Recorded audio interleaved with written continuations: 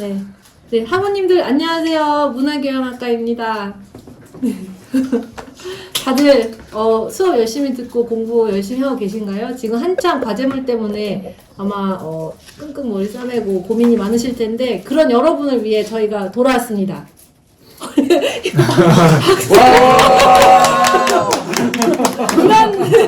여기 자막 넣어주시고요. 박수, 환호 이런 거. 네, 그래서 저희가 오늘 중간 과제물 해설을 하려고 하는데요. 일단 저 먼저 제가 먼저 스타트를 끄는 만큼 제가 먼저 하겠습니다. 사실 아마 제 과제는 너무 명확하고 또 표절도 할 수 없는 부분이라 학우님들이 큰 어려움은 없으실 것 같은데 표절도 할 수 없으면 당연히 어려움이 있죠. 아유, 그 어려운 말. 네. 일단 예술경영과 예술행정은 공연이나 전시나 축제를 직접 관람하고 그 다음에 제가 4가지 질문을 드렸는데요. 여기에 맞춰서 레포트를 작성하시는 겁니다. 첫 번째는 엄청 쉬운 거죠. 어떤 행사를 보셨는지 소개하는 거. 근데 여기서부터 이제 학우님들이 조금 고민을 하시게 되는 게 이런 질문이 있어요. 이 행사에서 잘 수행된 기획의 요소가 무엇이고 내가 이 행사의 기획자라면 어떤 부분을 더 잘 해볼 것인가. 그리고 마지막으로는 이 행사를 어떻게 홍보하면 좋을 것인가 라는 건데요. 이게 저희가 예술경영과 예술행정이잖아요. 그러다 보니 그냥 공연이나 전시에 대한 감상문이 아니라 여러분이 한번 직접 그런 공연 기획자가 되고 큐레이터가 되고 또는 박물관 학예사가 되고 또는 축제 기획자가 돼서 기획자의 입장에서 이걸 어떻게 만들면 더 잘 만들 수 있겠다라고 관점만 전환하시면 모든 게 풀리는 문제이긴 합니다. 그래서 조금 이제 공연이 좋았습니다. 뭐 전시가 재밌었어요. 라는 거에 그치지 않고 요렇게 바꾸면 더 좋겠습니다까지 적어주시면 만점 받으실 수 있을 것 같다. 이런 생각을 드리고요. 사실 이 과제는 항상 고정 질문이 있는데 저희가 이제 2월 말부터 이 강의가 시작됐는데 그 전에 봤었던 축제나 공연 전시에 대해서 써도 되냐 항상 물어보세요. 매년. 근데 원칙적으로는 안 됩니다. 왜냐면은 아무리 좋은 축제였어도 그 당시에는 이런 고민을 하고 가서 보신 게 아니다 보니 원칙적으로는 정말 저는 안 된다고 항상 전화로도 홈페이지에도 말씀드리는데 가끔 애매하게 물어보시는 분들이 계세요. 일주일 전에 학기가 2월 20일에 시작했으면 한 2월 13일에 본 것도 안 되냐 라고 하셔서 근데 그분이 이제 너무 이 과제에 딱 적합한 걸 봐버렸다라고 말씀을 하셔가지고 그러면 이제 그냥 그런 좀 연유를 어쩔 수 없는 이유를 같이 적어주시면 될 것 같고요. 그래도 좀 재밌게 과제 해보시면 좋을 것 같습니다. 저는 여기까지 하겠습니다. 벌써 끝나셨습니까? 네.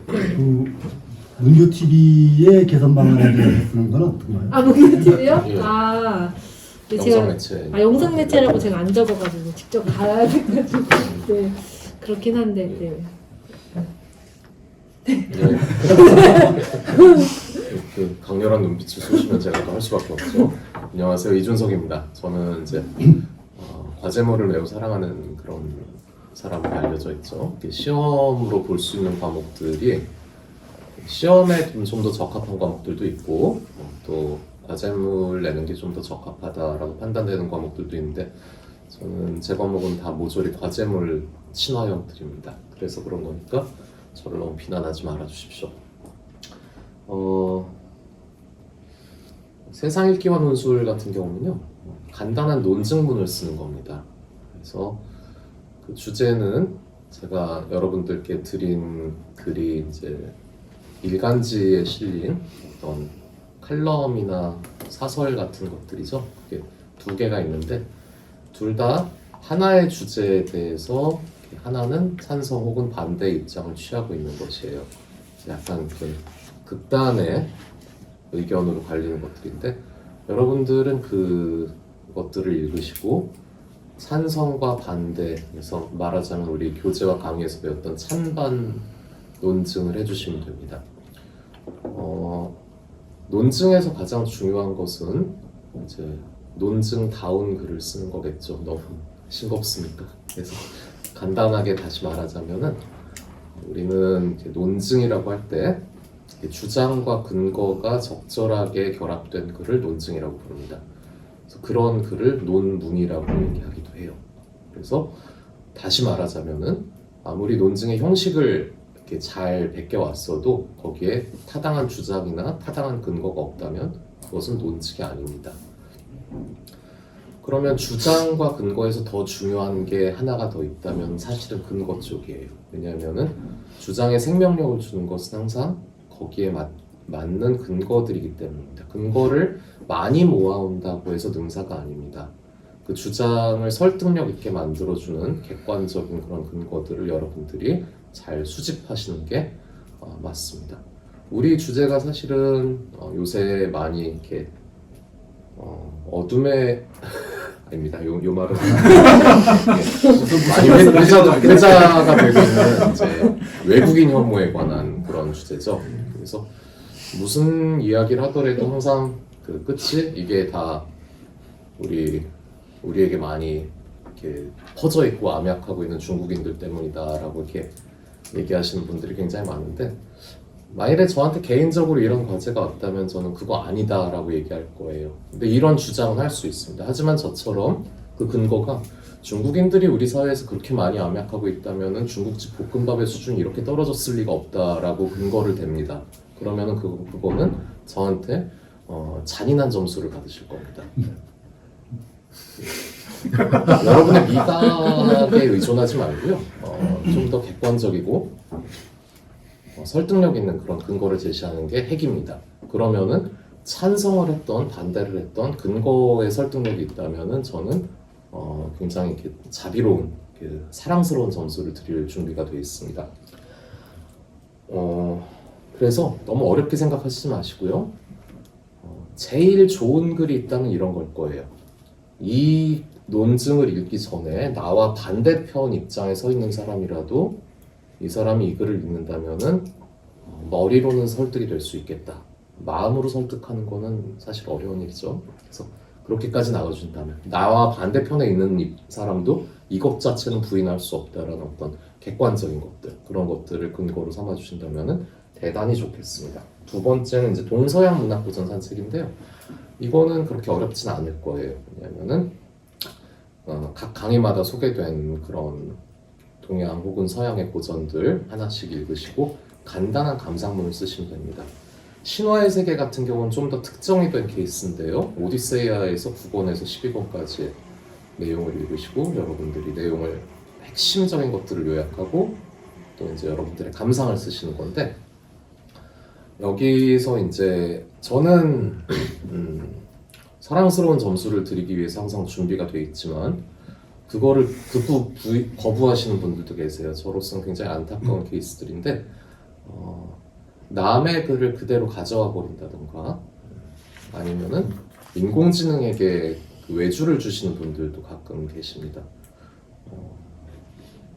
소용없습니다.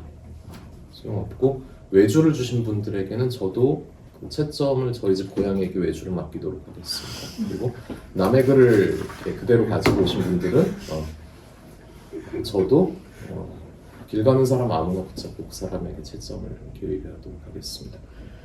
우리가 공부를 하는 거는요, 스스로 읽고 정리하고 생각하기 위해서인데 이거를 남에게 맡긴다는 거는 공부를 포기한다는 뜻으로 제가 받아들이겠습니다. 그래서 포기할 수밖에 없는 점수를 드릴 테니까요. 이걸 협박이라고 생각하시지 마세요. 그러니까 여러분들 세련되고 아름다운 글이 아니어도 괜찮습니다. 직접 읽고 정리하는 것은 우리 문화경영학과 공부의 근본입니다. 어떤 그런 계열의 공부를 하시더라도 스스로 읽고 정리하고 쓴다. 그런 것들은 우리가 기본적으로 늘 해야 되는 것이니까요. 공부의 처음이자 끝이라고 생각하시고 그 훈련을 잘 해주시면 좋겠습니다. 이상입니다. 네. 개인적인 맛이 아니라 네. 그냥 앱 같은 데에서 네네. 볶음밥에 대한 평가가 네. 지속적으로 매년 낮아지고 있다 이런 건 없습니다. 그런 거면은 또 이제 그 자기가 그 조사 결과를 어느 자료에 의지했는가 이런 것들, 그러니까 공신력 있는 자료일수록 이거는 설득력이 높아지겠죠. 이건 비단 나 혼자의 어떤 주관적인 테이스트의 문제가 아니고 이런 어떤 반박하기 조금 어려운 그런 객관적인 조사 자료들이 있다. 그런 걸 제시하는 거는 굉장히 바람직한 방법입니다.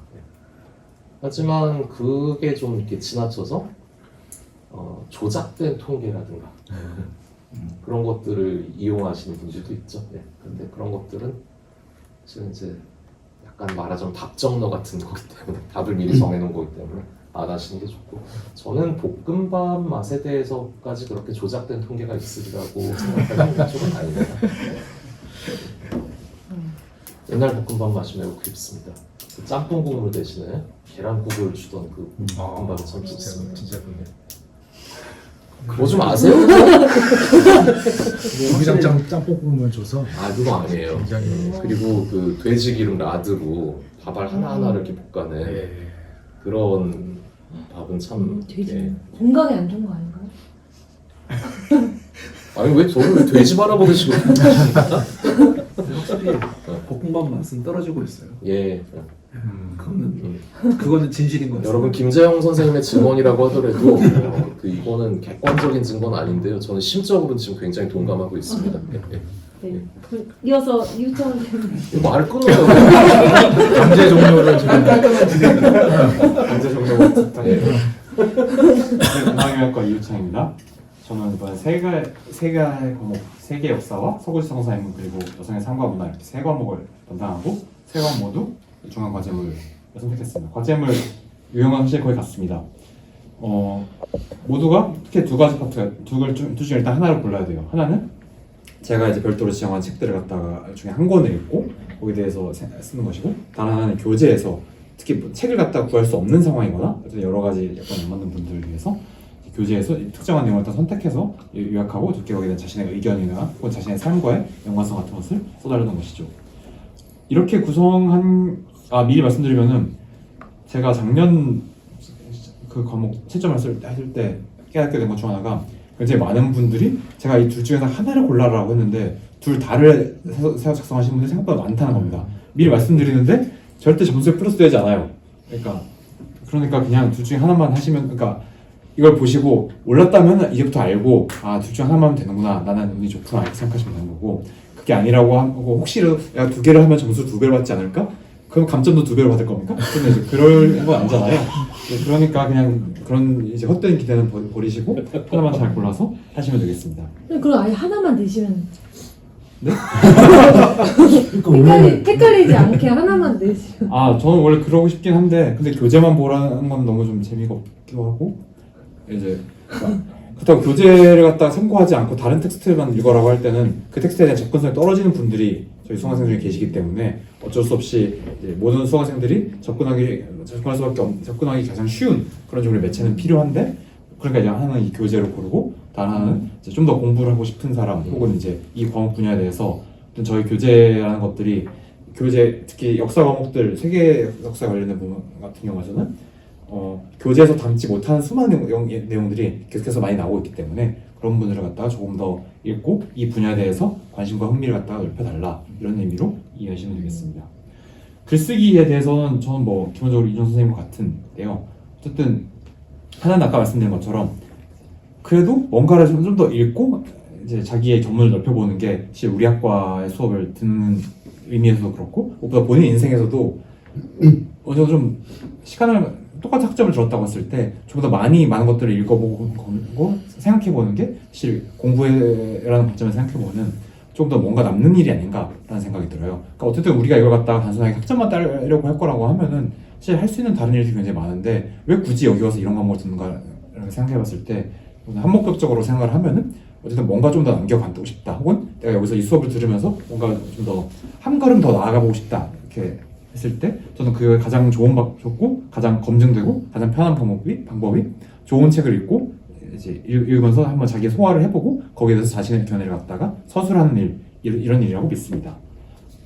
그리고 하나를 그냥 덧붙인다고 하면은 왜 이런 글쓰기 과제를 선택하는가에 대해서 말씀드린다고 하면은, 어쨌든 저는 모든 과제가 요약과 의견 서술인데 두 가지가 결국 제가 이전에 다른 문교 TV에서 말씀드린 적인 것 같지만 가장 기본입니다. 다른 사람들이 무슨 얘기를 하는 건가를 정확하게 정리하는 것.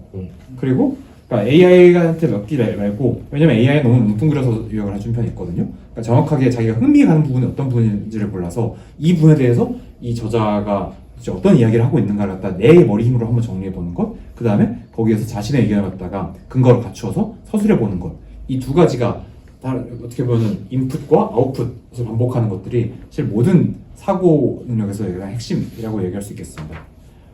그리고 이제 졸업 논문 같은 경우에서는 제가 방송대 학우님들이 들어가시는 인터넷 커뮤니티도 가끔 보는데 방송대에서 졸업 논문이 없어서 너무 아쉽다 이런 얘기가 있더라고요. 미리 말씀드리지만 졸업 논문을 쓸 수 없게 된 건 아닙니다.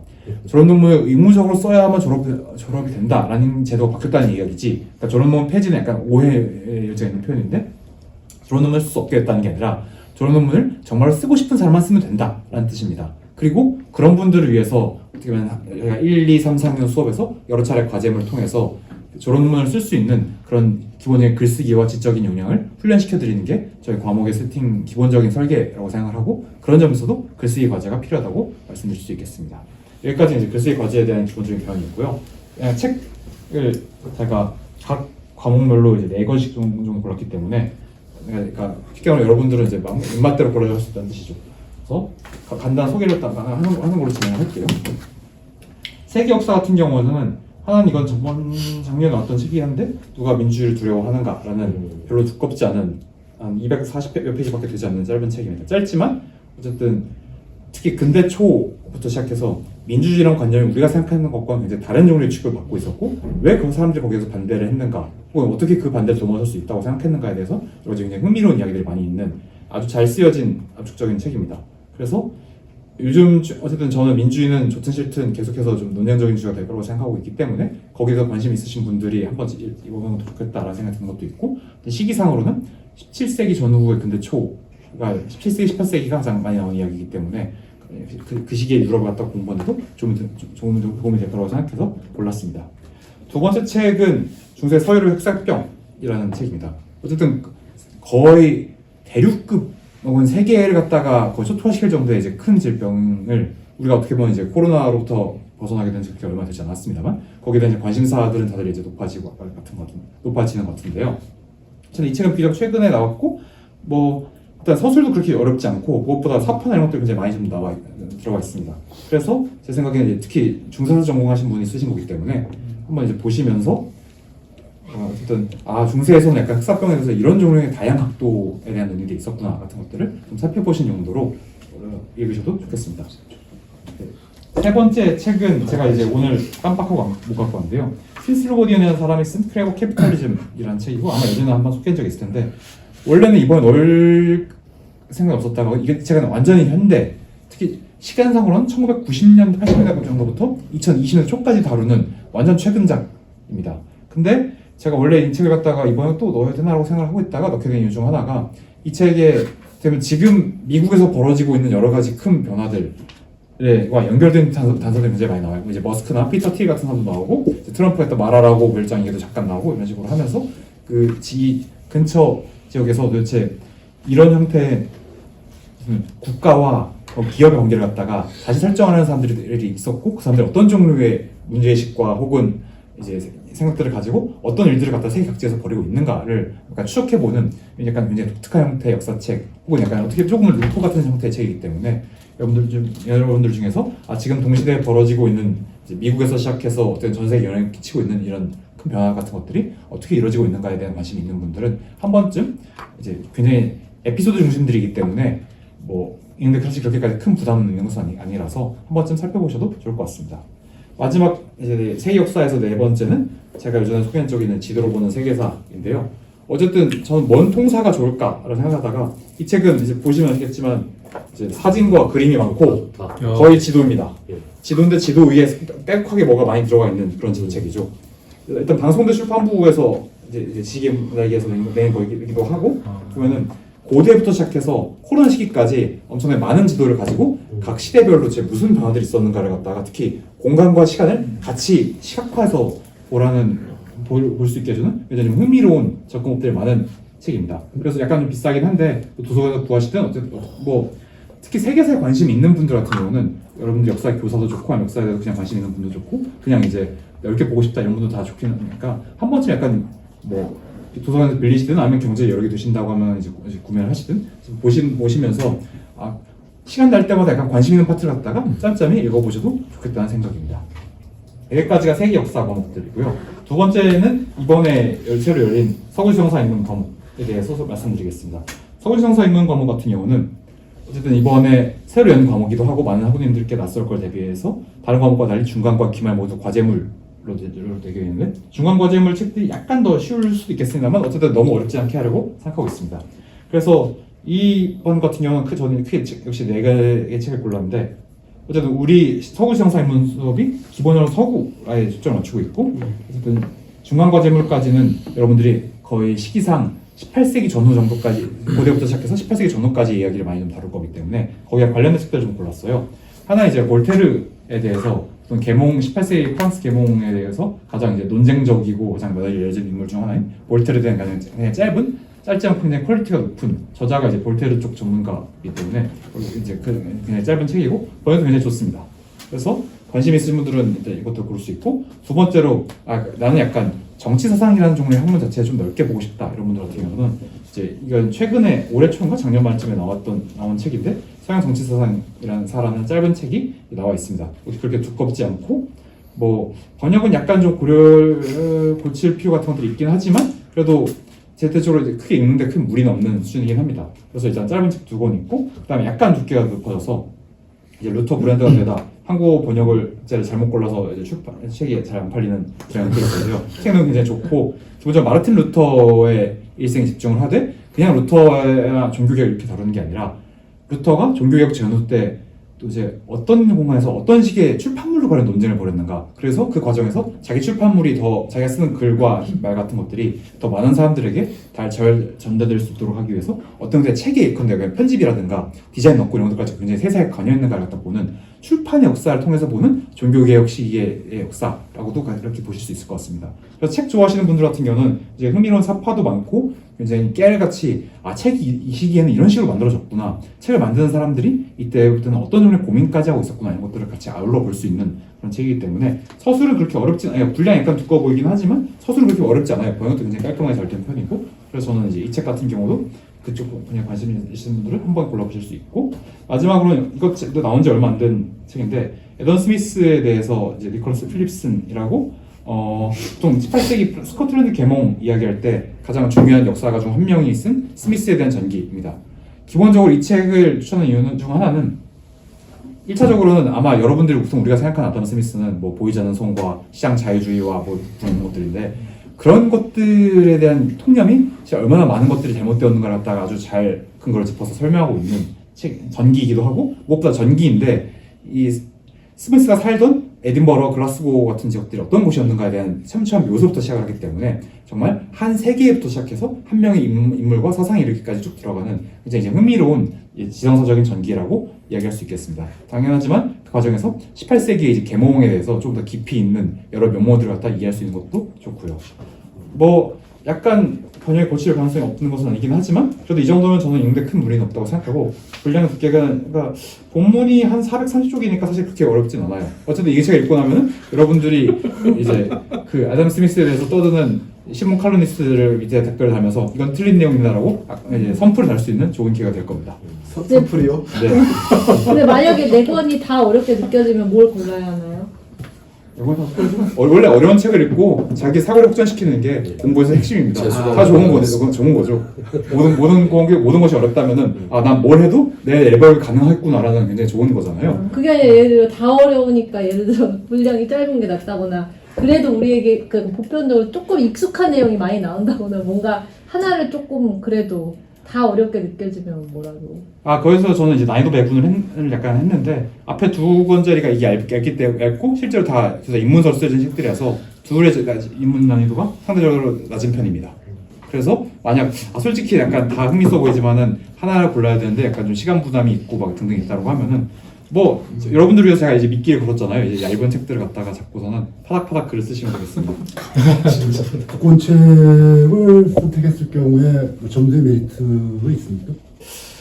공식적으로는 없는데 비공식적으로 채점자에 따라 있을 수도 있습니다. 그거는 제가 이제 여기서 말할 수 없고 채점하시는 분들의 견해를 제가 대표할 수 없기 때문에 약간 함부로 말하기 쉽지 않네요. 네, 마지막 여성의 삶과 문화에서는 이번에 역시 4권을 골랐는데요.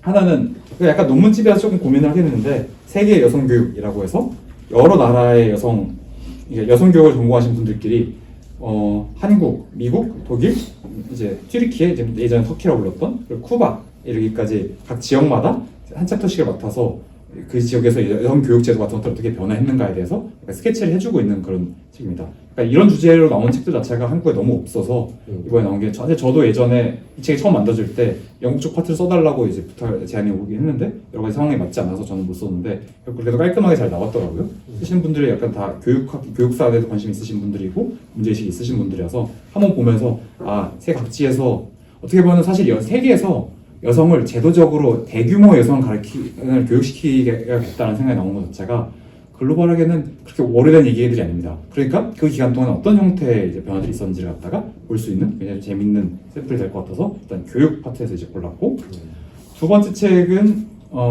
김학의 선생님이 쓴 제가 생각해 한국에서 오늘 한국 서양서 파트에서 젠더사에서는 가장 뛰어난 책 중 하나라고 생각하는데 나침과 동성애. 김학의 선생님은 독일서 전공자시고요.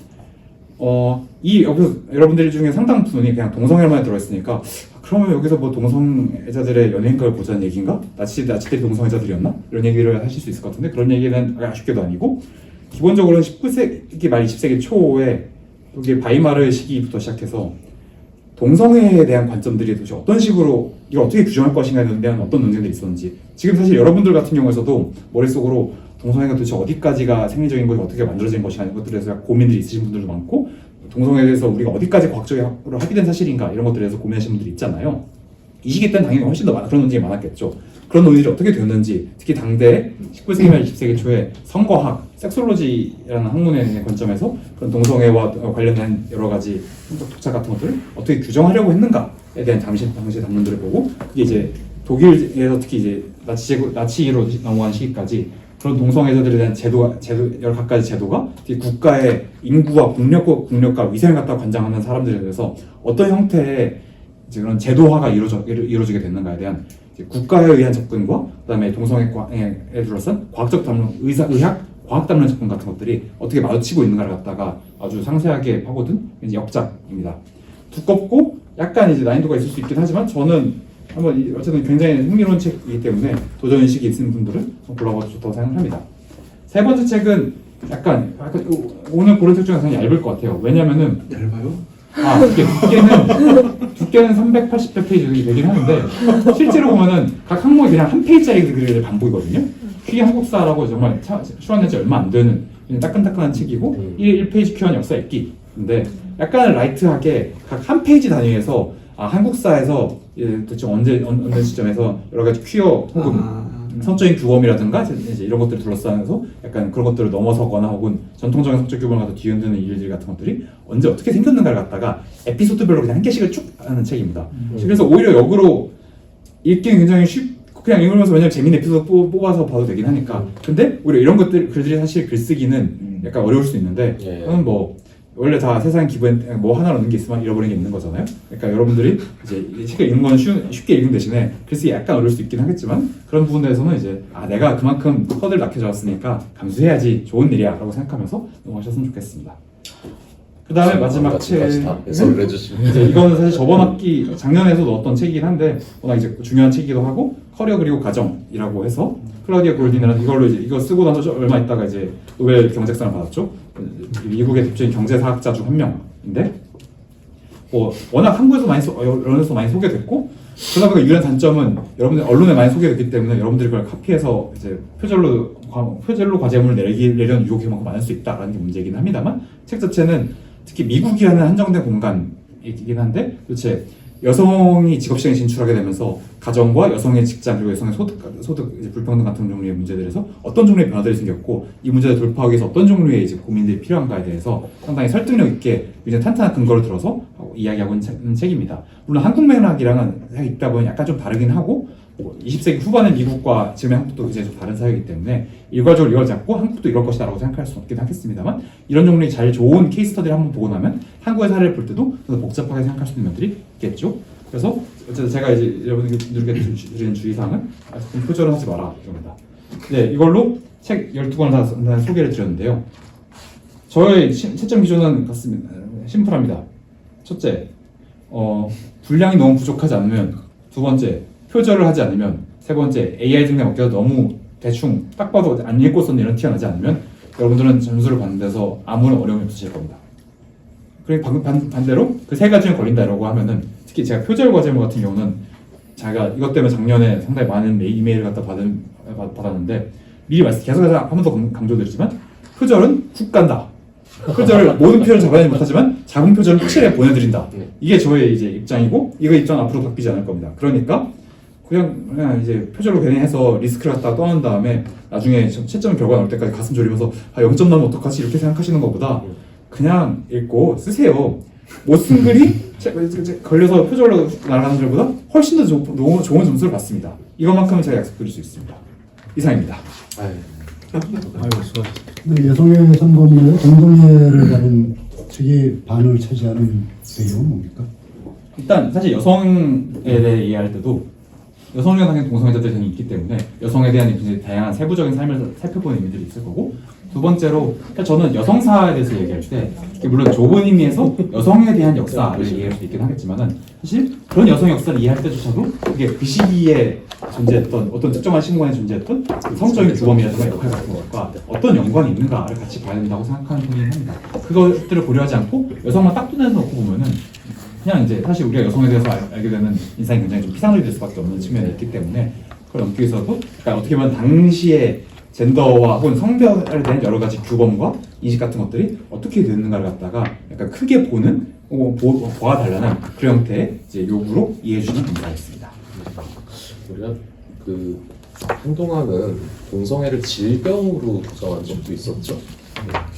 근데 그렇다고 병가를 허가해주거나 하진 않았죠. 그렇죠. 보통은 이제 그때 그런 의미에서 질병은 이제 뭐랄까 감금한 다음에 교정과 치료를 갖다 하는 대상으로서의 질병이었습니다. 지금도 많은 사람들이 질병 그렇죠. 예. 근데 그런다고 병가 안 내주고 이러면 그건 좀 못된 거 아닌가? 병가를 위해 한번 걸려보시겠습니까? 병가를 안 주고 감금을 해서 아예 그냥 예. 확실하게 치유해주겠다 이렇게 하던 사람들도 뭐 지금은 점점 이제 그런 사람들이 사회에서 야만적인 행위를 지탄받고 있긴 하지만 아직도 유감스럽게 남아있기는 합니다. 그러게요. 네. 나치즘 같은 경우에 그 소수단에 대한 어떤 배제나 뭐 탄압 같은 것들이 굉장히 많았잖아요. 동성애자도 그 대상이었습니다. 그렇습니다. 이제 특히 이게 후반부로 갈수록 거의 수용소라든가 거의 준하는 데로 끌어가는 경우들이 많고 초기에는 별 생각이 없었던 거죠. 초기에 같은 경우는 사실은 이게 독일 시기에 19세기 말 20세기 초중반에 독일만 아니고 약간 유럽 전체를 볼 수 봐야 하는 것처럼 그게 남성 문화의 일종이었어요. 어떻게 보면 여성 동성애자들보다 남성 동성애자들이 훨씬 더 크게 부각이 되었기 때문에 그러다 보니까 당연하게만 나치 돌격대 초대 대장이었던 에른스트 레문 같은 경우도 거의 이제 그냥 공공연한 동성애자였고 히틀러의 주요 수하 중 한 명이었기 때문에 누가 옆에서 당신은 동성애 싫어하면서 레무 양반들을 이렇게 얘기할 때마다 히틀러가 신경질내서 얘기도 꺼내지 마 이렇게 하던 에피소드들이 남아있습니다. 물론 마지막엔 결국 돌격대를 수청하면서 렘도 처형을 당하게 되긴 합니다만 그래서 사실 나치당 혹은 이제 그걸 구성하던 많은 사람들이 굉장히 남성 중심적인 조직이었기 때문에 역사적으로 그 안에서 남성과 남성 사이의 관계를 어떻게 할 것인가는 굉장히 까다로운 그리고 역사적으로 이제 흥미로운 주제 중 하나이기도 했습니다. 여성과 진정으로 연애를 할 수 있을 것인가의 문제부터 시작이 되는 거잖아요. 남성성이 워낙 중요하고 고귀한 거기 때문에. 뭐 중세 무가 시대 일본만 하더라도 중도라고 해서 연애는 진정한 사랑은 그 당시 많은 이제 어떤 일본인들은 영혼 남성만 가지고 있는 것 대충 이런 식으로 생각했기 때문에 진정한 사랑이 가능한 건 남성은 남성뿐이다. 오히려 이제 이렇게 생각하는 사람들도 있었던 적도 있습니다. 근데 뭐 지금도 커밍아웃이라는 표현을 쓰듯이 동성애는 사실 이 문화적인 요인 때문에 가려져 있는 경우가 많잖아요. 근데 유태인 나치즘에서 그 주된 탄압 대상이 됐던 뭐 유태인이나 집시 같은 경우는 겉으로 쉽게 판별이 되지만 동성애자들은 판별이 되지 않았을 텐데 어떻게 이를테면 색출했는 상세한 디테일들 같은 경우는 아마 사실 책에 이제 많이 나오긴 하는데 기본적으로 이제 결혼을 갖다 하지 않고 있는가 혹은 이제 이미 19세기, 20세기 초에 베를린 같은 경우만 하더라도 그런 이제 크로스드레스 관련 이제 클럽이라든가 이런 데도 많이 나와 있었기 때문에 그런 데서 이제 활동하고 참여한 사람들 같은 경우는 다 어떻게 보면 조금씩 데이터들을 여기저기서 고발받거나 이렇게 수집할 수 있는 제보에 의존하거나 뭐 그런 것도 네, 아무래도 일반 가정으로 침투하기는 쉽지 않겠지만 제보자들은 늘 이제 있고 제보자가 제보받는 사람이 결혼 안 하고 있다. 결혼은 오랫동안 독신을 하고 있는데 성적인 만남을 많이 가지고 있다. 이러면 이제 교정을 받겠냐 이렇게 가서. 지금도 이제 뭐 이슬람 국가에서 이제 종교 경찰들이 하는 일이 음. 이제 그런 일들이 있는데 다 찾아내더라고요. 네. 그러니까 사랑이라고 하는 게 이렇게 재채기와 같아서 숨기기 힘든 거라. 뭐 제보에 의존한다라고 하면 당연히 내가 싫어하는 사람을 음해하는 뭐 이런 제보들도 분명히 많이 있었을 거 아니에요. 그렇겠죠. 예, 무고성 이런 것도 있었을 텐데 아마 지금 이제 파시즘 전체주의를 어떻게 규정하느냐라는 거는 학자마다 조금씩 디테일들이 다를 텐데 근본적으로 이제 공통되는 거는 소수자에 대한 무자비한 탄압이거든요. 네, 그러면 장애인, 여성, 그다음에 성소수자 이런 사람들한테 이제 그쵸 타인종 이런 사람들에게 대한 그런 무차별의 폭력 같은 건 이제 불가피했을 거라고 봐요. 그 사회에서. 그거를 지금 또 하자고 하는 사람들이 있으니 그건 참 난감한 일입니다.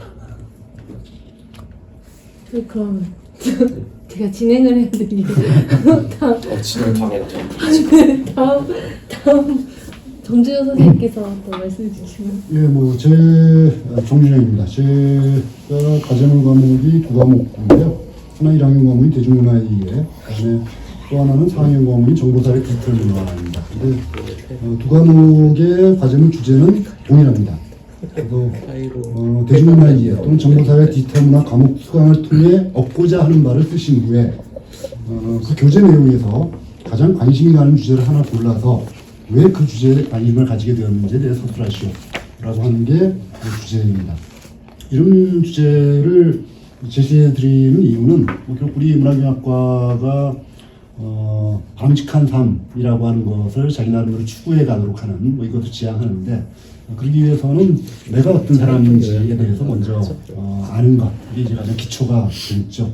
또 이제 추석 수업 시험에서도 이런 이 과제를 주로 드립니다만 많은 분들이 아마 그냥 학과에서 1학년 이 수강 과목은 이렇게 정해놨기 때문에 수강 요청을 하신 그런 분들이시겠습니다만 그럼에도 불구하고 뒤늦게라도 그럼 난 뭐 그냥 학과에 정해놓은 대로 하긴 했지만 나중에라도 한번 생각을 해보자. 난 이 과목을 통해서 뭘 얻을 수 있을까? 그럼 내가 문화경학과 왜 들어왔는가라는 것과도 연결되는 것인데요. 난 이 과목을 통해서 뭘 얻을 수 있을까? 그리고 이 가장 관심이 가는 주제를 고르는 것까지는 제가 말씀을 드린 것은 아직 학기 초기 때문입니다. 학기 말이라면 그 관심이 가는 주제의 내용까지 요약해 주십사라고 말씀을 드렸겠지만 그게 아니라 아직은 교재를 읽기 전이다 라고 전제한 상태이기 때문에 일단 그냥 목차를 한번 쭉 훑어보시고 이 주제가 그냥 눈에 띈다 라고 하신다면 그 눈에 띄는 이 주제를 골라가지고 그럼 왜 난 이 주제가 눈에 띄었을까 라는 것을 자기 내부로 한번 점검해 보시라 라는 것이죠. 그래서 내가 이 주제에 대해서 관심을 가지게 된 또는 그 주제가 눈에 띄게 된 데는 다양한 요인들이 개입할 겁니다. 최근에 어떤 사회적 상황 같은 것들이 거기에 영향을 미쳤을 수도 있고 또는 뭐 내 개인적인 성장 배경 같은 것들이 영향을 미쳤을 수도 있고요. 또는 내가 가지고 있는 어떤 생각 같은 것들이 거기에 영향을 미쳤을 수도 있겠죠. 그래서 그런 요인들을 한번 점검해 보는 것. 그래서 내 생각이라고 하는 것이 어떤 배경하에서 형성되었고 그래서 현재 나는 어떤 생각을 가지게 되었구나 라는 것을 한번 점검해 보는 그런 시간을 가지셨으면 좋겠다라는 것이 저의 생각이고요.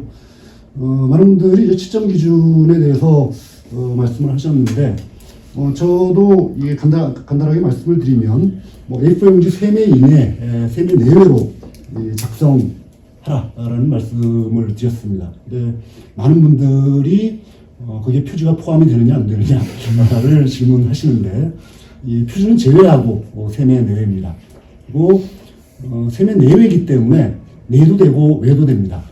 근데 외에 대해서는 별다른 규제는 없습니다.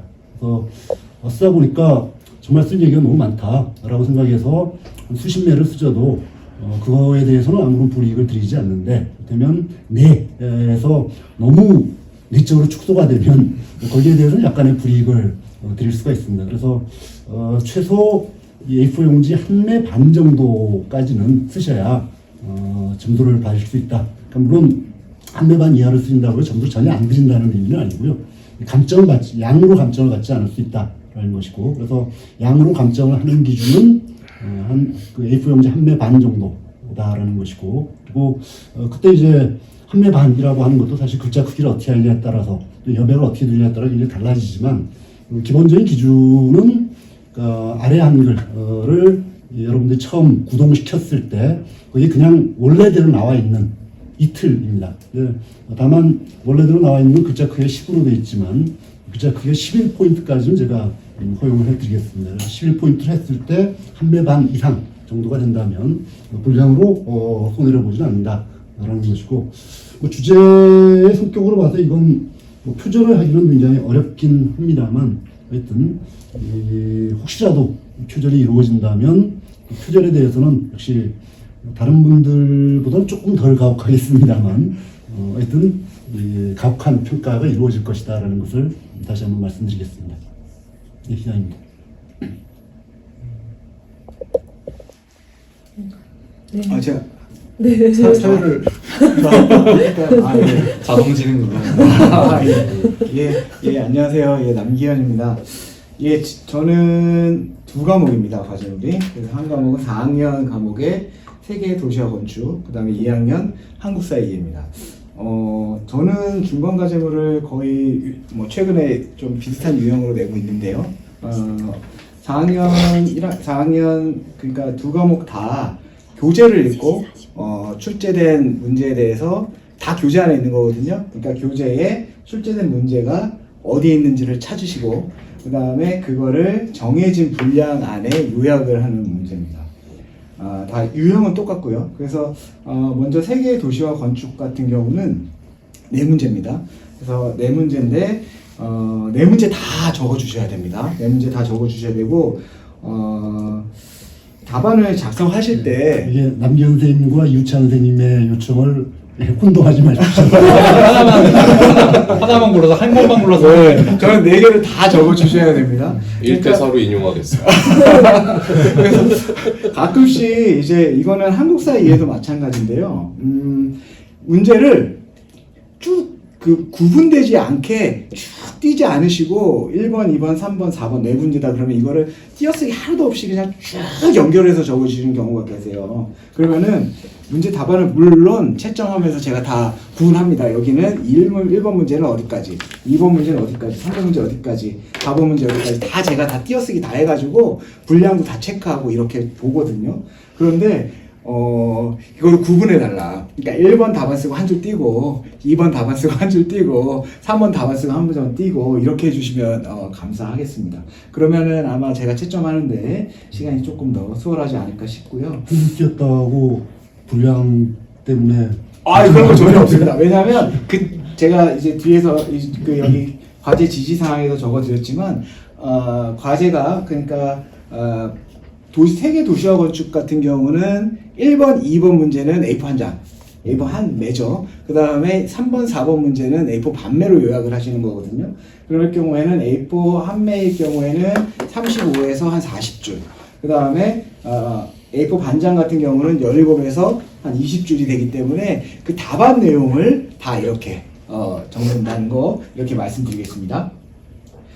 그 다음에 그래서 문제는 이제 세계 도시화 건축은 문제가 4개인데요. 첫 번째는 조선 후기 서울 경관의 변화상을 설명하고 대한제국기의 도시 개조에 관해서 서술을 하시는 겁니다. 교재에 다 내용이 있습니다. 그 다음에 두 번째는 18세기 신도시인 화성의 탄생 과정을 이제 설명하시고 화성 공역의 특징을 서술하시는 겁니다. 이것도 역시 교재가 있는 거죠. 그러니까 학원님께서 이 문제가 교재에 어디 있는지를 찾으시고 반드시 요거로 요 내용, 그러니까 교재에 있는 것만 보시는 겁니다. 다른 인터넷이나 다른 저서 참조하시고 싶으시면 하셔도 되는데 요약하는 거기 때문에요. 제가 지금 바라는 거는 교재에 있는 내용만을 보시는 겁니다. 그래서 교재에 있는 내용만을 보시고 요약을 해주시면 되고, 그 다음에 3번하고 3번 문제는 19세기 이후에 일본입니다. 에도에서 도쿄로 바뀌는 과정을 간략하게 설명하시는 겁니다. 그리고 4번은 중국입니다. 그러니까 상하이의 조개 그리고 화계에 대해서 설명하는 겁니다. 3번과 4번 문제는 분량은 A4 반매. 그래서 반드시 과제 지시사항을 다 잘 읽어주셔야 됩니다. 그래서 반드시 서술형으로 적어주시고요. 1번, 2번은 A4 한 매, 35에서 40줄. 그리고 3번, 4번 문제는 A4 반장입니다. 17에서 20줄. 저는 분량을 굉장히 신경 씁니다. 그렇기 때문에 왜냐하면 이 분량 안에 제가 항상 말씀드리지만 글을 쓰는 것, 정해진 기준 안에 요약을 하는 게 이게 굉장히 중요하기 때문에 꼭 그렇게 해주시고 교재만을 참조해 주십시오. 선생님도 저와 같이 원고지로 넘어오시면 어떻습니까? 원고지로 하면 너무 많은 뭔가를 봤기 때문에 일단은 예 저도 고민했거든요. 예 일단은 줄로 가고 있습니다. 예 줄로 가고 있고 그리고 그 교재에 관해서 교재 인용하신 부분을 문제마다 다 적어 주셔야 돼요. 그러니까 예를 들어서 3번 문제 19세 애도에서 도쿄로 바뀌는 과정을 설명하는데 그냥 교재 몇 장 전체 다 적으시면 안 됩니다. 요 부분의 몇 쪽부터 몇 쪽까지인지를 반드시 적어 주셔야 됩니다. 그러니까 내가 요약한 부분이 책의 어느 부분에 있는지를 확인하는 거 이게 굉장히 중요하기 때문에 이걸 안 해주시면 점수 차감이 된다는 거. 그리고 일부 학원님들 뭐 바쁘시니까 그럴 수도 있습니다. 교재를 못 보셔서 다른 인터넷이나 아니면 다른 거를 가져오셔가지고 이렇게 적어주시는 분들이 계세요. 그러면서 전제 조건으로 제가 교재를 못 구했기 때문에 이렇게 적었습니다. 이거는 용납이 잘 안 됩니다. 왜냐하면 그만큼 교재나 이런 것들은 도서관이나 학습관 가시면은 다 보실 수 있습니다. 그렇기 때문에 이거에 대해서 이거를 못 봤다. 그러면은 전제 조건이 과제의 전제 조건을 어긋나는 거기 때문에 분명히 점수 차감이 들어갈 수밖에 없다. 이거는 분명히 말씀드리겠습니다. 그 다음에 이제 한국사의 이해입니다. 한국사의 이해는 출석 수업 하신 학우님들, 그러니까 우리 문화경영학과나 아니면 국문학과나 이런 과는 경제학과는 온라인 줌으로 출석 수업이죠. 이런 과들은 해당되지 않아요. 대신에 그런데 출석 수업으로 진행하지 않는 걸 선택한 학과들, 뭐 영문학과나 유아교육학과나 유아교육학과나 뭐 법학과 이런 과들이 해당되는 겁니다.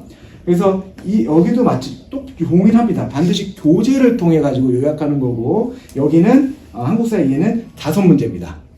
5문제고 모두 A4 반매 정도로 요약하시는 거예요. 그래서 1번 문제는 청동기 시대의 경제생활 변화상과 군장이 갖는 사회적 의미. 그 다음에 2번은 6에서 7세기 삼국관계와 대외항쟁에 관해서 설명해 주시는 거고요. 3번은 신라 하대, 그러니까 신라 말이라고 보시면 되겠는데요. 이때 3가지 요소를 반드시 요약에 넣으셔야 됩니다. 첫 번째 동요 양상, 두 번째 새로운 세력이 있습니다. 그리고 사상이 있어요. 굉장히 중요합니다. 이거를 넣어주시고 그 다음에 후삼국의 분열이 어떻게 되는지 우리가 잘 아는 인물들이 나옵니다. 후삼국 분열 때. 그러니까 그런 거에 대해서 한번 적어주시면 되고요. 그 다음에 4번 문제는 고려 초의 중앙집권화가 어떻게 되고 있는지 그 정책에 대해서 서술해 주시는 거고요. 그 다음에 5번은 고려 전기의 역사서 편찬과 역사인식에 관해서 서술하시는 겁니다. 그래서 이것도 역시 제가 세계 도시와 건축에서 말씀드린 것처럼 같은 형식으로 적어주시면 되고요. 그리고 또 하나, 한글과 컴퓨터, 한글 쓰시는 분들은 저도 정수영 선생님이랑 거의 비슷합니다. 키신 다음에 그다음에 우리 학교 그 답안지 유형 쓰셔도 되고요. 한글과 컴퓨터를 쓰시는 분들은 그냥 키신 다음에 기본 그 양식에다가 글자 하나만 늘리시면 됩니다. 11포인트로. 그렇게 하시면 되고요. 그 다음에 MS 워드를 활용하시는 분들은 글자 포인트 10으로 해주셔야 됩니다. 11로 하시면 분량이 확 줄어듭니다. 이거 아마 채점하시는 선생님들도 다 알고 있고 저도 알고 있기 때문에 이 부분은 제가 어떻게 하냐면 한글로 다 옮겨봅니다. 그러니까 분량은 제가 굉장히 신경 쓰기 때문에 그렇게 하고 있다는 거. 그렇기 때문에 거기에는 맞춰주셔야 된다. 왜냐하면 교재만을 보고 요약하는 거기 때문에 그 분량, 그래서 저는 제가 예전에도 말씀드렸지만 요약을 하시면서 한 번 더 읽어보셔야 되는 거예요. 더 보시면서 그게 분량이 적다 그러시면 더 늘리셔야 되는 거고 분량이 넘어간다 그러면 줄이셔야 됩니다. 그런 확률, 그런 과정에서 글은 정말 좋아진다. 좋아질 수밖에 없다. 그거를 분량이 길어도 안 되나요? 아주 길어도 안 됩니다. 그러니까 왜냐하면요. 불균형이 있게 하시는 분들이 있으세요. 그러니까 학 과장님께서 말씀해 주신 것처럼 나는 청동기 씨가 너무 좋아. 그래서 청동기 씨대를 A4 한매 적으세요. 그런데 나 고려 싫은데 그러면서 고려는 모르겠다 그러면서 세 줄 적으세요. 그럼 점수가 잘 안 나갑니다. 그러니까 어느 정도 늘어나는 거는 괜찮은데요. 근데 반매를 A4 반매, 그러니까 17에서 20줄을 요구했는데 막 30줄, 40줄 적으시면 안 되는 거예요. 예, 그러면 좀 약간 곤란하다. 그리고 보통 학우님들이 문제를 하시다가 처음에 만약 그렇게 하시잖아요. 그럼 뒤에 100% 지치시더라고요. 지치셔가지고 뒤에를 못 채우세요. 그러면은 억울하시죠, 솔직히. 앞에 내가 얼마나 청동기하고 삼국관계 이거 열심히 했는데 뒤에는 지칠 수도 있지. 그거를 딱 이렇게 점수를 차감하면 점수가 안 날 수도 있죠. 예, 그래서 제가 요구하는 거는 반드시 교재에서 보는 거고 교재에서 어느 부분을 봤는지를 반드시 출처를 적어주셔야 되는 거고 그리고 그 안에 분량을 맞춰달라. 이렇게 말씀드리겠습니다. 이상입니다. 매 학기 선생님이 이렇게 여러 가지 문제를 내시는데 써야 된다라고 말씀하시는 이유는 뭔가요? 왜냐면요, 일단은 저는 제가 저도 많이 고민을 해봤는데 이제 다음부터는 좀 고민을 하고 있습니다. 특정 책에 대해 책을 한번 읽고 이렇게 해볼까 생각 중인데 지금은 기본적으로 제가 택한 거는 교재만을 보는 거기 때문에 교재의 그 특정 부분을 찾는 연습을 저는 좀 그러니까 책을 보고 정말 내가 전체적인 어떤 그거를 파악할 때 이 부분이 어느 부분인지 빠르게 파악하는 것도 굉장히 중요하다고 생각하기 때문에 그러면은 요거는 하나 갖고 안 된다. 특히 교재를 보는데 그렇다면 그 교재에 해당하는 여러 개 부분을 특히 한국사 같은 경우는 여러 시대가 있으니까요. 그걸 빠르게 내가 찾는 연습도 하고 그거를 전체적으로 읽어보는 연습을 한번 해보는 차원에서 이제 문제를 좀 드리는 거죠. 그래서 채점하시는 선생님들은 가끔씩 저한테 제가 위촉 드리는 선생님들은 좀 불만 아닌 불만을 토로하시는 경우가 뭐냐면 너는 왜 이렇게 문제를 많이 내냐 내가 문제를 많이 내냐 그러니까 이건 이제 그러면 이제 설명을 드리죠. 이런 차원에서 이렇게 하는 거니까 좀 양해해 주세요 이렇게 드리고 이제 좀 저랑 이제 많이 오래 해보신 분들은 압니다. 제가 뭘 어떻게 하는지 알아서 문제를 이제 이렇게 하고 그러면서 이제 줄이나 뭐 이런 것도 제가 다 말씀드리니까요. 그렇게 해서 이렇게 하니까 양해해 주시기 바랍니다. 아마 그리고 특히 세계 도시와 건축과 한국사 이해는 이제 기말 같은 경우는 이제 객관식 시험을 보거든요. 근데 서술형을 이렇게 한번 연습하신 다음에 이제 객관식을 보시면 지금 찾으신 이 부분의 객관식 시험 문제는 정말 쉽게 더 맞힐 수가 있으실 겁니다. 그러면 기말까지도 중간 과제를 열심히 해주시면 기말까지도 그게 영향을 끼친다. 이렇게. 그러니까 중간 과제물에 나왔던 이 문제에 해당되는 장을 제가 기말 과제에 시험 문제에 출제를 하지 않는 것이 아닙니다. 다 동일하게 배분에 맞춰서 출제하기 때문에 그만큼 혜택을 가져갈 수 있다. 그러니까 중간과제도 할 겸 기말 예습도 한다. 그럼요. 예. 근데 중간과제는 끝나고 나서 기말될 때까지 잊어먹으면 어떡합니까? 그래서 학우님들이 그렇게 물어보시더라고요. 그러면 여러 번 읽어주시는 게 최고다. 이렇게 반복하는 게 최고다. 왜냐면 저도 계속 잊어버리거든요. 잊어버리고 뭐 수업할 때 다시 또 보고 그러니까 학우님들도 한번 여러 번 이렇게 보시는 거 추천드립니다.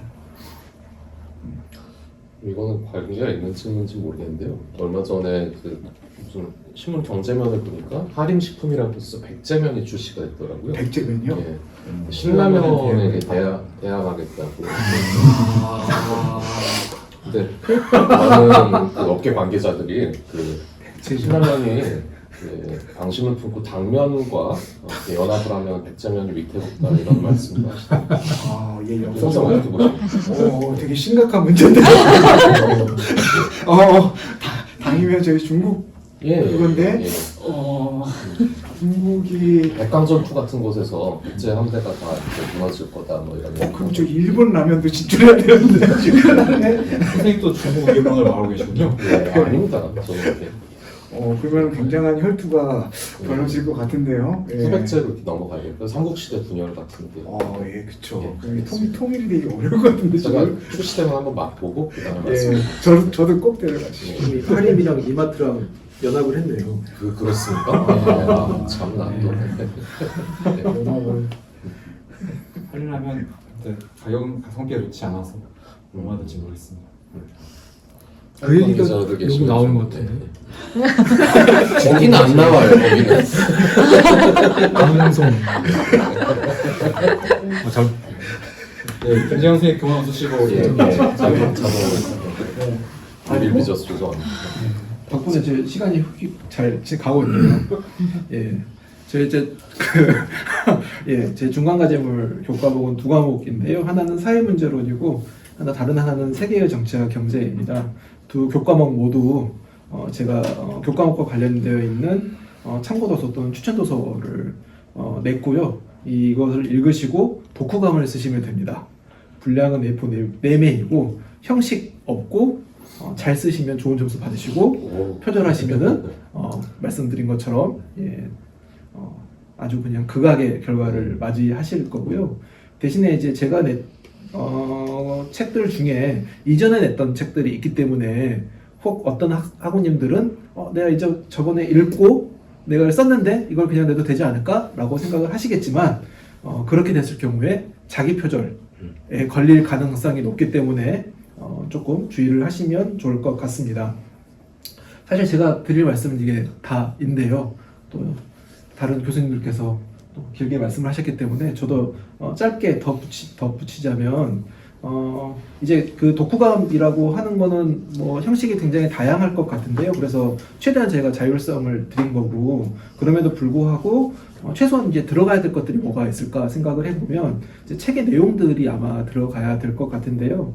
어떤 책의 어떤 특정한 부분을 구체적으로 막 파고들고 이야기를 해도 좋지만 이게 저희가 분량이 A4 4매이잖아요. 길지 않은 분량이기 때문에 그런 것보다는 이 저자의 논지, 주장이 무엇인지를 조금 더 고민을 하시고 이 저자가 이 자신의 주장이나 논지를 전개하기 위해서 어떠한 근거들을 들고 있는지 뭐 이런 것들을 조금 주의 깊게 보시면서 정리를 하시면 좋을 것 같고요.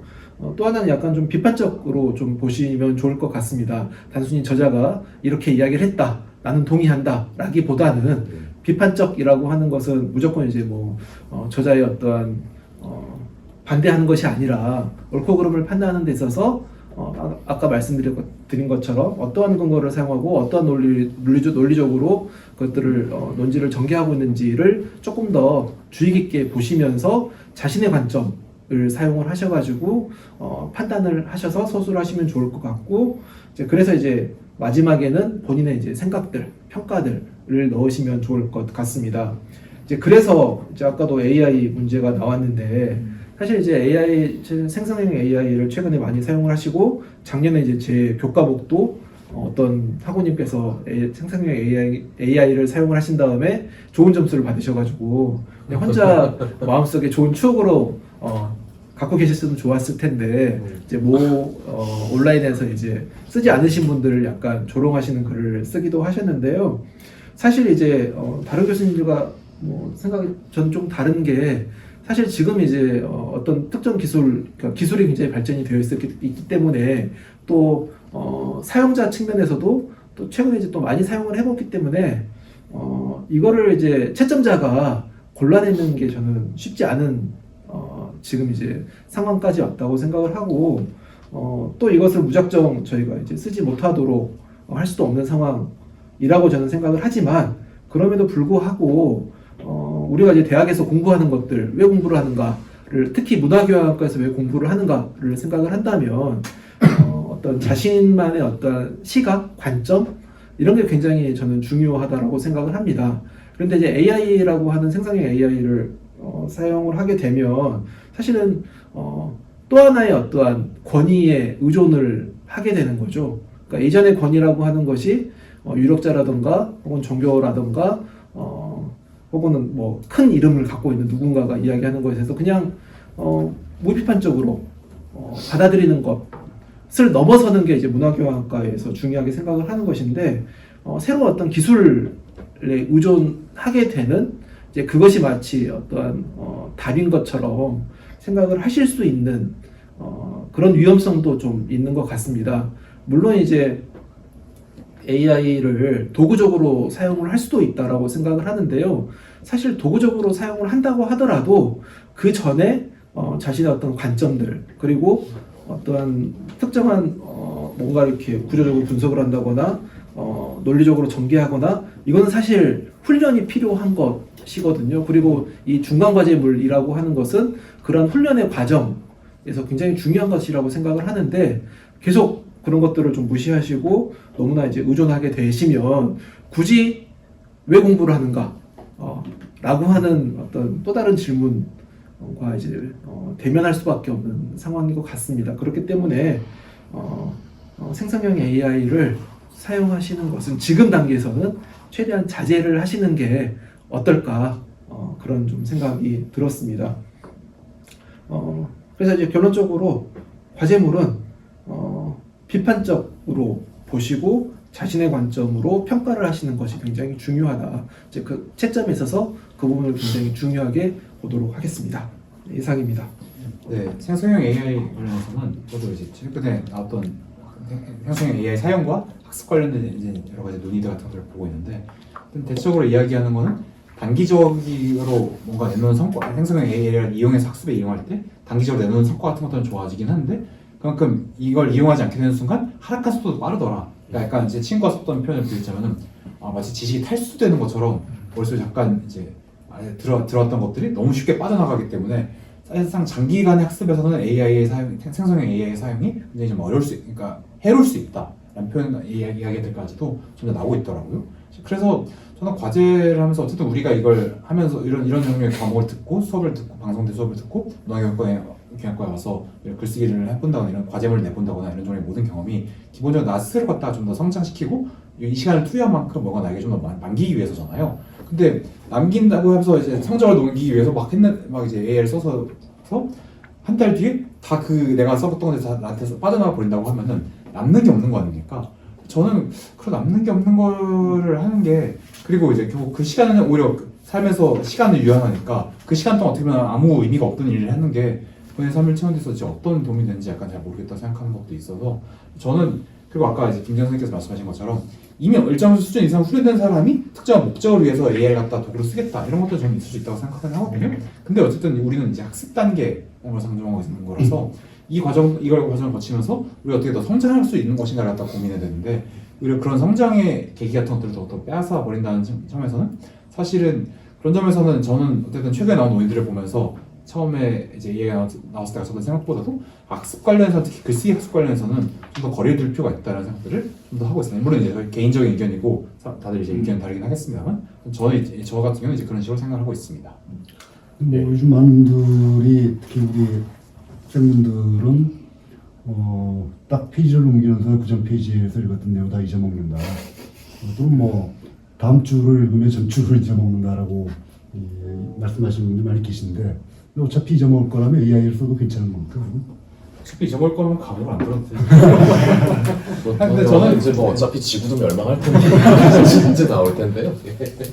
이렇게 쉽게 이제 물론 우리가 기억을 붙잡아주는 끈이 흐려지긴 하지만 그걸 어떻게 보면 계속해서 연결하는 것들을 반복할 때 시크를 머릿속에서 제가 무슨 너무 생물학적인 얘기하지 않겠습니다만 그것들을 내가 전에 했던 이 어떤 작업과 내가 지금 하는 작업들을 갖다가 계속해서 연결하는 종류의 시도를 할 때 그것들이 연결고리도 좀 더 생기지 않을까 그런 생각도 저는 합니다. 게다가 이건 조금 부수적일 수도 있는데 사실은 무시할 수는 없는 문제거든요. 이렇게 환경 파괴도 큰 역할을 하고 있습니다. 노릇을 합니다. 이렇게 전력 소모가 엄청나다는 건 다 들어보셨죠? 이 생성형 AI들이. 그러면 이제 우리 여름은 더 더워질 거고요. 탄소 배출도 많아질 거고 언젠가는 더워도 에어컨을 켤 수 없는 그런 날이 올 수도 있습니다. 여러분, 저희를 좀 살려주십시오. 챗GPT 같은 경우는 정말 필요할 때 그때 잠깐 참고용으로만 쓰시고요. 너무 외주를 주지 마세요. 네. 그리고 종종 이제 생성형 AI의 교육에서 사용했던 옹호하시는 분들 물론 이제 여러 다른 목적이 있으니까 그게 도움이 되는 순간들이 있을 텐데 주로 드시는 근거 중 하나가 AI 사용법 같은 걸 익혀야 되지 않겠냐 하는데 저는 거기서 약간 생각이 다른 게 어차피 일반에서 풀어놓는 대부분의 AI 툴들 같은 경우는 진입장벽을 굉장히 낮게 해놨습니다. 사실 그래서 그것들을 갖다 사용한 데 있어서 그렇게까지 물론 프로프팅을 정교하게 하고 이런 정도의 훈련이 약간 필요하긴 하겠지만은 그게 제 생각에는 저도 지금 우리가 쓰고 있는 글쓰기 과제에서 여러분들이 사용한 정도의 레벨 같은 경우는 사실 그렇게까지 정교한 정도의 트레이닝을 필요로 할 만큼 AI 숙련도를 필요한 것들은 아니거든요. 그래서 정말 이제 그런 것들을 필요한 부분에서 쓰신다고 하면은 당연히 그런 것들 저희가 반대할 이유는 없습니다만 우리 과제물에서 그런 것들을 쓰는 데서 AI 훈련이 사실 다 도움될 것이 이런 종류의 논거는 좀 별로 안 맞는다 이런 게 약간 현실적으로 봤을 때 그렇게 말씀드릴 수 있지 않을까 싶습니다. 그리고 AI도 거짓말을 많이 하는 거 아시죠? 그러니까 굉장히 이상하게 그게 하더라고요. 가장 그거여서 만약에 학우님들이 이제 과제를 하시게 되면 이제 예를 들어서 뭐 AI를 활용한다 그러시면 다 검토를 하셔야 될 겁니다. 그러니까 예를 들어서 그게 정말로 예를 들어서 제가 뭐 이렇게 해서 뭐 청동기 시대 경제생활 변화 이렇게 얘기했는데 이게 잘 말해줄 수도 있거든요. 그런데 그거를 학원님들이 다 확인을 하셔야 돼요. 그리고 만약에 그게 교재에 있는, 저는 교재에 있는 거를 해달라고 했잖아요. 교재에 있지 않은 거를 얘기할 수 있다는 거죠.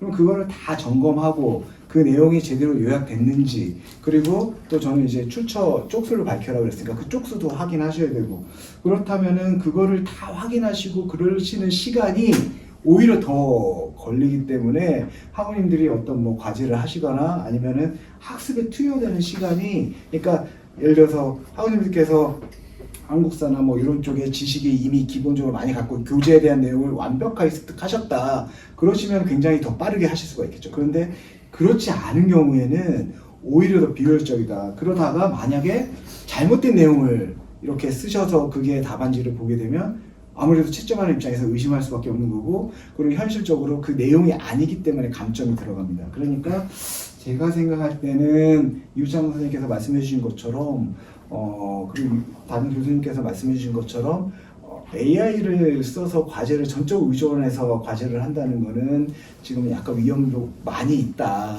그렇기 때문에 아주 특별한 경우, 얘가 아니면 지금 대세는 어쩔 수 없이 AI에 대해서는 고민을 많이 해야 하는 거는 맞는데 먼저 그거에 의존하는 거는 약간 조금 어렵지 않나 이런 생각이 듭니다. 그래서 고민들을 많이 해보시고 거기에서 그거를 통해서만 과제를 작성한다? 이거는 약간 그리고 효율적인 측면에서 약간 지금 힘들 수도 있다 학우님들께서, 저는 그런 생각이 좀 들어서 한번 고민을 해보셔야 될 겁니다. 저 A가 써준 그림은 점수도 AI가 받아야죠. 제 외주론의 핵심입니다. 이게. 근데 이게 정말 아까 남 선생님도 말씀을 해주셨는데 정말 능청스럽게 너무 유창하게 거짓말을 잘해요. 이준석이라고 딱 쳐보면은 호메로스, 일리어스하고 오디세이아를 번역한 개혁신당 초선의원이라고. 모르는 사람은 그냥 그게 맞는 줄 알겠어요. 그래서 그 다음부터 마삼중 아닙니다. 이렇게 치고 다니는데 곤란합니다. 저도. 통계학과나 컴퓨터학과에서 이제 코딩 같은 것들을 할 때는 AI가 지금 인간보다는 훨씬 더 잘 한다고 해요. 그렇겠죠. 네. 이제 그런 부분에서는 AI를 활용하는 게 맞지만 방금 말씀하셨듯이 이제 사실 이제 주장에는 근거가 있는 거고 그런 근거라고 하는 것은 우리가 항상 비판적으로 봐야 되는 거죠. 이 근거를 누가 만들었는가, 그리고 이 그 만든 사람의 신뢰성은 어떤가, 그다음에 이 자료의 신뢰성은 어떤가, 그리고 이 주장들이 그런 것들을 다 검토를 한 다음에 우리가 그 주장을 받을 것인가 말 것인가, 신뢰할 것인가 말 것인가, 이거는 굉장히 정교한 여러 가지 인간의 판단들이 필요한데 AI는 아직은 그 판단을 하는 것이 굉장히 이제 수준이 굉장히 떨어지는 것 같고요. 또 하나는 그 개인이 그런 어떤 훈련이 되지 않는다고 했었을 때 AI가 내리는 그런 판단들을 평가할 수가 없는 거죠. 그 문제가 이제 가장 이제 큰 것이고, 그걸 평가할 수 있는 능력이 이제 나에게 없기 때문에 계속 의존할 수밖에 없고, AI가 거짓말을 하면은 그것을 믿을 수밖에 없는 정석되는, 이제 그 부분이 굉장히 심각한 문제이기 때문에 AI를 도구적으로 사용한다. 굉장히 말은 쉽죠. 도구적으로 사용한다라고 하는 게. 근데 도구적으로 사용한다라고 하는 게 사실은 결코 쉬운 문제는 아니다. 라고 하는 것들에 대해서 좀 고민을 했으면 좋겠습니다. 고등학교 작년에 무슨 고등학교 강의를 갔을 때 거기 선생님들이 학생들한테 항상 하는데 AI를 어떻게 그 수단과 방법적으로 사용하느냐 그거를 이제 굉장히 중점적으로 가르치킨다고 하시더라고요. 의지하지 않게 말씀들 AI 자체가 나쁜 게 아니라 그렇죠. 그거를 어떤 격으로 어떤 노릇을 하게끔 우리가 쓸 것이냐를 가르쳐 주는 건 좋은 일 같아요. 예. 말씀 시작하신 김에 마무리 좀. 예. 자동 진행. 자동진행입니다. 예, 오늘 마지막에 하면 좋은 게 이제 제가 드려야 될 말씀을 다 해주셔가지고 제 과제에 대한 간단한 설명으로 마무리를 하겠습니다. 네, 진무성입니다. 2학년 동서양 고전에 과목인데요. 보통 이제 문화경영학과 학우분들은 출석 수업으로 진행을 하기 때문에 다른 학과 학우분들이 중간 과제를 수행하시게 됐습니다. 저도 이제 독후감입니다. 독후감인데 중간 시험이다 보니까 1장부터 7장까지로 범위를 줄였습니다. 그래서 원효부터 7장 황종이까지 7명의 인물과 7개의 고전 여기에 대해서 독후감을 쓰시는 건데요. 김정선 선생님께서도 이제 독후감에 대해서 말씀을 하셨으니까 제가 얘기할 것도 사실 많이 중복이 되는데 일단 저는 전체 분량은 이제 3쪽으로 설정을 했는데 요약문 2쪽, 감상문 1쪽인데요. 중요한 거는 이제 감상문의 어떤 그 내용, 그 퀄리티 이런 것들을 좀 평가의 기준으로 삼았습니다. 그래서 요약하는 거는 뭐 많이 중복이 될 수도 있고 한데 이제 자기 감상문은 자기만의 감상의 내용들을 좀 많이 써야 된다는 것이죠. 그래서 이것도 이제 AI 돌리면은 나올 수도 있겠습니다만은 영혼이 없어지거든요. 그 자기 경험 이런 것들도 하나도 없고 굉장히 건조해집니다. 드라이하게. 그래서 감상은 말 그대로 자기의 감상을 그대로 쓰게 되면 재미가 있어요. 그렇기 때문에 감상문에 대해서 어떤 다른 것들의 해설문이나 타인의 자료에 의지하지 말고 자기 글을 써보시는 기회로 삼으셨으면 좋겠습니다. 그래서 평가 기준을 정리해 보면 핵심 내용 잘 요약 정리를 하고 있는지 또 요약과 감상을 잘 구분하고 있는지 그 내용에서 그리고 이제 비율이 좀 적절하게 아까 이제 처음에 제시했던 3쪽 중에 2쪽, 1쪽 요 비율이 적절한지 그리고 뭐 인용 표기 같은 것들 있죠. 따옴표를 써서 어느 책에서 참고했다, 어느 부분에서 참고했다. 그러니까 교재에 있는 인용 문장을 그대로 가지고 와도 따옴표를 치고 그 문장이 몇 쪽에서 출처가 있다. 이런 것들을 좀 잘 적어주시면은 큰 무리가 없을 겁니다. 그래서 메일이나 또는 홈페이지나 이런 데서 많은 이제 중간고사 이 과제물 제출 시즌이 오면은 질문들이 중복되는 게 있는데 제가 몇 개만 추려봤습니다. 그래서 이런 질문들이 많아요. 그러니까 고전이다 보니까 해당 고전을 다 읽어야 되느냐? 그러니까 예를 들면 이제 연암집 2장 박지원 연암집 하면은 연암집을 다 읽어야 되느냐? 이거 방대하잖아요. 연암집은 다 못 읽습니다. 그리고 또 한편으로 어떤 분은 열하일기를 좀 읽고 쓰고 싶다.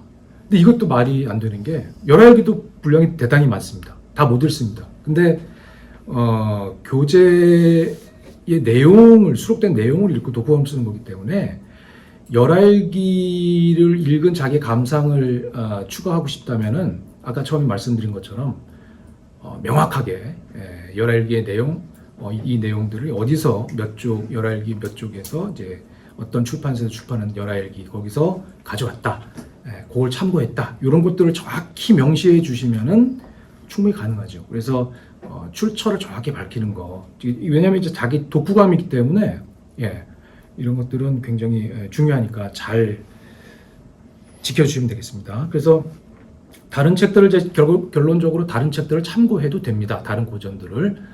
근데 배보다 배꼽이 커서는 이제 안 된다는 거죠. 그래서 그래서 교재 내용에 이 과제를 출제한 의도는 1차적으로는 과제의 내용들에 충실한 잘 숙지하고 있는 그런 효과를 꾀하기 위한 것입니다. 그러니까 이런 것들은 이제 논문에 물론 이제 문화교육과 학생들이 안 계시면 좀 다르겠습니다만은 다른 이제 글로 기말 시험, 기말 과제물에 이런 것들을 아껴뒀다가 좀 쓰시는 것도 좋을 것 같습니다. 그리고 이제 온라인 중간고사 표지를 사용하는 경우에 산매 분량을 맞추려고 하는데 이게 이제 그 표지에 서식에 보면은 학과 이름 이렇게 쓰는 난이 기본적으로 잡혀 있기 때문에 3쪽을 맞출 때 이거 어떻게 맞춰야 되냐? 그러면요, 저 같은 경우에는 뭐 어느 정도 그 분량이 3쪽 정도가 그냥 꽉 차 있다 그러면은 뭐 다 그냥 분량으로 인정하기도 하는데 간혹 까다로운 평가위원분들은 그런 것도 막 점수에 깎아야 되냐고 저한테도 뭐 연락이 오고 하는데요. 가장 편한 거는 그 부분만큼 조금 더 쓰시면 됩니다. 예, 그래서 뭐 그러니까 이제 표지상으로 한 3.3과 1-4쪽 정도, 예, 뭐 이런 정도 쓰시면은 마음이 편안해집니다. 예, 마음이 편안해지는 방법을 택하시는 거, 예, 이것도 뭐 나쁘지 않다. 그리고 그래서 저는 한 약 1,400자 정도의 분량 한쪽에 이게 바로 우리 그 학교 서식의 한쪽에 글자 수 한 1,392자 정도 되거든요. 그러니까 약 1,400자. 근데 뭐 1,200자 정도 돼도 예, 크게 문제 삼지는 않습니다. 그러니까 한 1,400자를 그 정도 되는 가까이 되는 가까워 1,300, 1,500자 정도 돼도 되고 예, 그런 정도로 글자 수는 처리를 하시면 되겠습니다. 그래서 한글 문서 같은 걸로 쓰시면은 예전에 한번 이유창 선생님께서도 그거 안내하신 적이 있잖아요. 과제 작성 및 지시사항. 네, 그런 거 한글 문서 보면은 이제 메뉴 상단에 파일 문서 정보를 확인하는 방법이 있습니다. 그게 제 이제 홈페이지에도 그 질문하고 답하는 제 답변에 그런 게 캡처해가지고 올려놓게 되는데 그런 거 한번 참고해 보시면은 큰 어려움은 없을 거라고 생각을 합니다. 그리고 이제 마지막으로 그래서 동서양 고전의 이 감상 부분이 만약에 무슨 자기 그냥 뭐 단순한 느낌, 감흥밖에 없는데 어떻게 하냐 그러면요 동서양 고전의 이 워크북을 한번 보세요. 그래서 워크북에 보시면은 생각해 볼 문제에 제가 좀 거칠지만 간단하게 생각해 볼 문제에 좀 나름 제 견해를 좀 적어 놨습니다. 그러니까 요걸 보시고 각각의 어떤 고전이 지향하는 바가 무엇이냐. 좀 고전을 교재를 읽었는데 좀 애매하다. 원문까지 읽어봤는데 애매하다 할 때는 요 생각해 볼 문제 요거를 한번 읽어보시고 자기의 생각의 방향성과 경로를 한번 설정해 보시는 것도 좋을 것 같습니다. 예. 보람 있는 과제 작성이 되시길 바랍니다. 이번 문교 TV는 우리 문화경학과 분들만이 아니라 다른 과 분들도 많이 보시도록 홍보를 해야 될 것 같습니다. 네. 지금 우리 문화경학과에 해당되지 않는 과제물들을 내시는 그렇죠. 분들이 이게 그러니까 저 같은. 네, 지금까지 선생님들께서 각자 맡으신 과목에 대해서 상세하게 좀 과목을 중간과제 안내와 함께 그다음에 우리가 글쓰기의 필요성을 필요한 자세와 이제 AI를 어떻게 다룰 것인가까지 다양한 주제를 저희 문교TV에서 다뤄보았는데요. 근데 기본적인 거는 저는 그 어떤 종류의 이야기든 큰 방향은 사실 같다고 생각합니다. 어떻게 이제 이 과제를 통해서 과제를 작성하는 기간이 의미 있는 경험을 할 수 있을 것인가, 그리고 그걸 통해서 어떻게 조금이라도 나아감을 만들어낼 수 있을 것인가, 좀 더 크게는 우리 우리 학과의 모토처럼 어떻게 우리의 삶을 좀 더 좋게 바꿀 수 있을 것인가, 다 결국 이것들을 위한 이야기라고 생각해 주시면 될 것 같습니다. 근데 항상 과제에 대해서는 우리가 늘 할 수 있는 얘기겠죠. 저도 피할 수 없는 일이긴 합니다만 여러분들 이제 모쪼록 마감 닥쳐서 급하게 하지 마시고 충분한 시간과 여유 갖고 그리고 이제 한식 다 나가시면은 그 과제의 고통을 좀 덜고 끝났을 때 상쾌함과 즐거움을 좀 더 남는 그런 시간이 되지 않을까 싶습니다. 네, 그러면 여러분 문교TV 끝까지 보느라고 많은 고생하셨고요. 다음 시간에 또 같이 찾아뵙도록 하겠습니다. 여러분 다음에 또 만나요. 만나요.